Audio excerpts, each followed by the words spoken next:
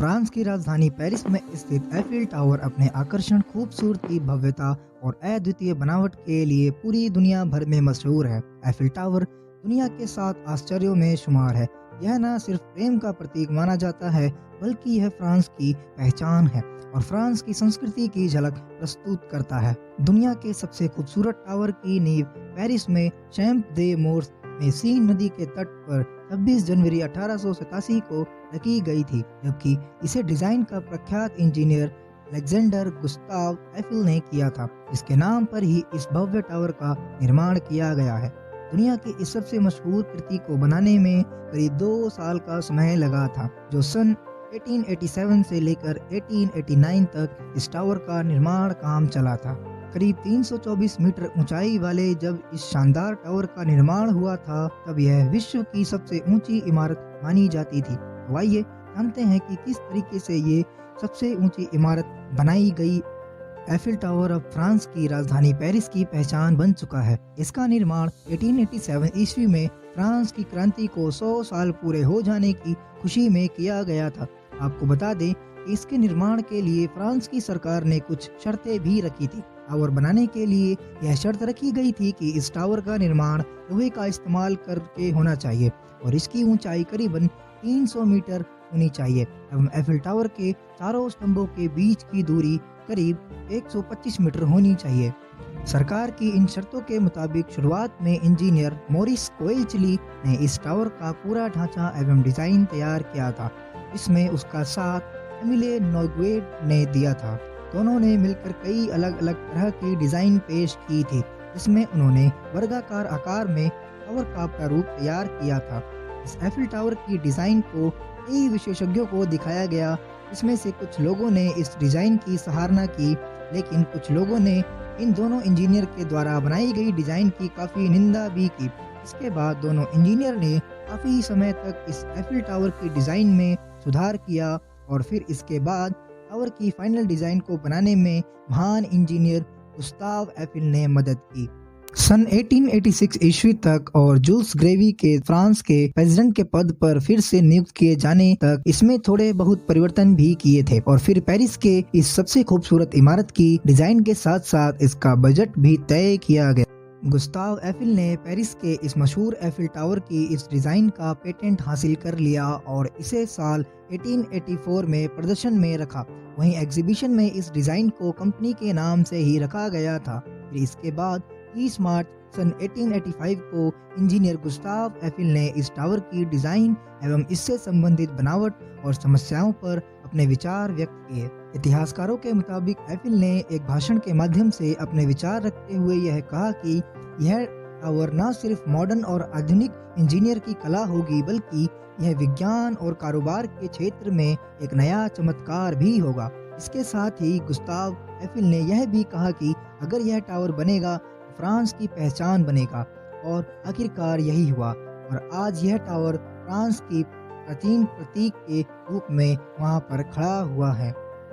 Eiffel tower के निर्माण करने के लिए इस पर कुछ नियम भी लगाए गए। इस टावर का बजट पास होने के बाद फिर से विशेषज्ञों द्वारा इसकी डिजाइन पर बारीकी से अध्ययन किया गया, जिसमें कुछ खामियां भी पाई गई, जिनमें सुधार के बाद टावर को बनाने का आदेश दिया गया।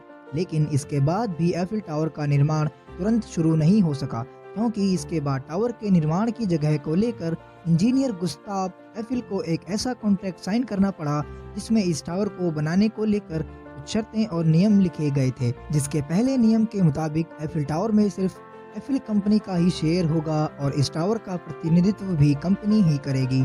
और दूसरा नियम यह था कि एफिल टावर के निर्माण के करीब 20 साल बाद इसे नष्ट कर दिया जाएगा। एक खूबसूरत इमारत को बनाने के बाद इसे 20 साल बाद नष्ट कर दिया जाएगा। इसके पीछे क्या कारण हो सकते हैं, आइए जानते हैं। इन नियमों को मानते हुए इंजीनियर गुस्ताव एफिल ने इस टावर का निर्माण काम सन 1887 में शुरू करवाया और फिर फ्रांसीसी सरकार ने भी इस अद्भुत और अद्वितीय टावर के निर्माण के लिए करीबन $1.5 मिलियन फ्रांसीसी सहायता के लिए भेजे। जब जाकर 2 साल 2 महीने और 5 दिन तक लगातार काम करने के बाद साल 1889 में एफिल टावर का निर्माण काम पूरा हुआ। गुस्ताव एफिल ने जिस तरह का प्रारूप तैयार किया था उसी की तरह यह बेहद खूबसूरत और आकर्षित बना और इसका नाम इंजीनियर गुस्ताव एफिल के नाम पर ही एफिल टावर रखा गया। एफिल टावर का निर्माण करने में किस तरह की धातु का इस्तेमाल किया गया था, चलिए हम आपको उसके बारे में बताते हैं। पेरिस की शान माने जाने वाले एफिल टावर एक वर्ग के आकार का बना हुआ है। इसे बनाने में मेटल का इस्तेमाल किया गया है। इस टावर में करीब 18,000 लोहे के टुकड़े जो कि करीब 2.5 मिलियन कील की सहायता से एक दूसरे से बेहद अच्छी तरह से जुड़े हुए हैं। अब बात करते हैं कि इतने बड़े टावर को बनाने में कितने लोगों ने अपना योगदान दिया। दोस्तों, फ्रांस की पहचान बन चुका एक एफिल टावर को करीब 300 लोगों ने मिलकर बनाया था। वहीं इस टावर को बनाने में अपना महत्वपूर्ण योगदान देने वाले करीब 72 इंजीनियर, गणितज्ञों और वैज्ञानिकों के नाम शानदार अक्षरों में इस टावर के बाजू में लिखे गए हैं। इनकी सहायता से इस टावर को बनाया गया था। इसे बनाना इन सभी 300 लोगों के लिए आसान काम नहीं था। उन्हें इसे बनाने में कई मुश्किलों का सामना करना पड़ा था। तब जाकर आज के इस समय में आप इस एफिल टावर को देख पा रहे हैं। फ्रांस के इस बेहद आकर्षक और खूबसूरत एफिल टावर के हर किनारे की लंबाई करीबन 125 मीटर है और इसकी एंटीना की ऊंचाई करीबन 116 मीटर है, जबकि इसकी कुल ऊंचाई 324 मीटर यानी कि 1063 फीट है, जो कि करीब 81 मंजिला इमारत के बराबर होती है। जबकि इस एफिल टावर की ऊपरी हिस्सा कुछ 6 से 7 सेंटीमीटर हवा में झूलता है। एफिल टावर के बनने के करीब 41 साल बाद तक इसका नाम दुनिया की सबसे ऊंची इमारत का रिकॉर्ड दर्ज रहा है। साथियों, तापमान बदलने की वजह से एफिल टावर का आकार करीबन 6 इंच तक छोटा हो जाता है और इसके साथ ही तेज हवा में भी यह टावर करीब 2 से 3 इंच तक नीचे झुक जाता है। दोस्तों, विश्व के सबसे रमणीय एवं आकर्षक पर्यटक स्थल के रूप में एफिल टावर एक महत्वपूर्ण भूमिका निभा रहा है। साथियों, साल 2015 के एक सर्वे के अनुसार विश्व के सबसे ज्यादा लोग हर साल दुनिया की सबसे खूबसूरत इमारत और आकर्षित एफिल टावर को देखने आते हैं। हर साल करीबन 6.91 मिलियन लोग पेरिस के इस टावर को देखने आते हैं और इसकी प्रशंसा भी करते हैं। दोस्तों, ये Eiffel tower 7 wonder of the world की लिस्ट में भी शुमार है। दोस्तों, ये थी कुछ बातें एफिल टावर के निर्माण के बारे में। दोस्तों, उम्मीद करता हूँ कि वीडियो आपको बहुत पसंद आया होगा और आप इस वीडियो को भी लाइक और शेयर भी करेंगे। दोस्तों, ऐसे ही वीडियोस को देखते रहिए और अपना प्यार चैनल के लिए बनाए रखिए।